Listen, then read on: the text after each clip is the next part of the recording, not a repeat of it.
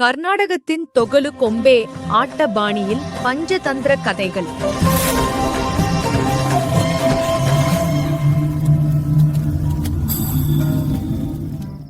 மூத்தவர்கள் விளக்குகளை ஏற்றி இன்றிரவு சொல்லப்படவிருக்கும் கதைக்கு பெயர் சூட்டுகிறார்கள். காதுகளும் மனமும் இல்லாத கழுதை. துணிக்கல் ஓரமாக மேய்ந்து கொண்டிருக்கிறது.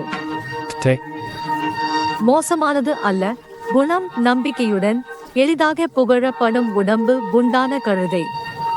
காட்டுக்காடின் உள்வாசலில் வேட்டையாட முடியாத அளவு இளைத்து போன ஒரு சிங்கம் படுத்திருக்கிறது.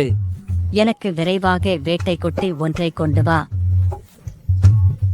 அதற்காக நாவில் சரளமும் வஞ்சகமும் கொண்ட நரிக்குருவி நடுவன் தூதாக செல்கிறது.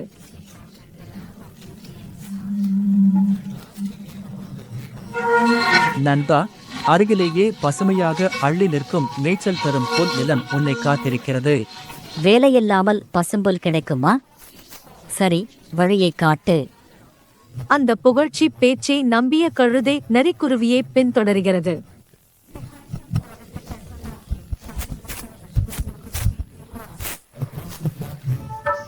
சிங்கம் விரைந்து தாவுகிறது. பயந்த கழுதை திடுக்கிட்டு பாய்ந்து தப்பிக்கிறது.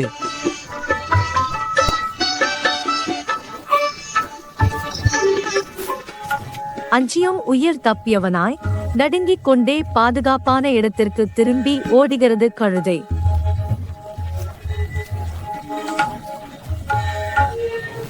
அவனை மீண்டும் அழைத்து வா. பசியின் எரிப்பு அவமானத்தின் எரிப்பை காட்டிலும் கொடுமையானது.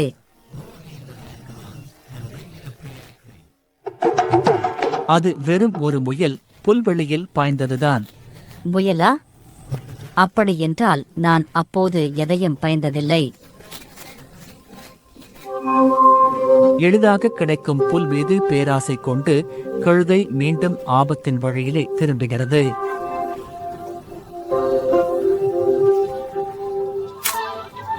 இம்முறை சிங்கம் தவறாமல் வேட்டையை கவர்கிறது.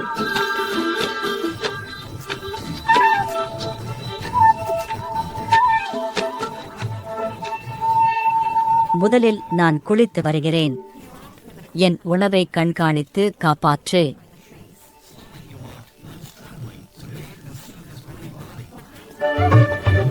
அவ்வாறு தனியாக வைக்கப்பட்ட நரிக்குருவி சாமர்த்தியமாக கழுதையின் காதுகளையும் இதயத்தையும் உண்டுவிடுகிறது. காது, இதயம் எங்கே போயின?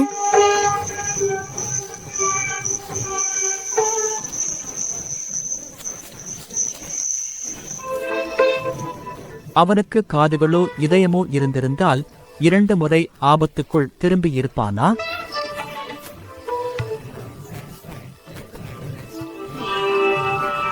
தன் ஆபத்துக்குள் மீண்டும் மீண்டும் திரும்பும் பேராசை இறுதி அழிவையே அழைக்கிறது.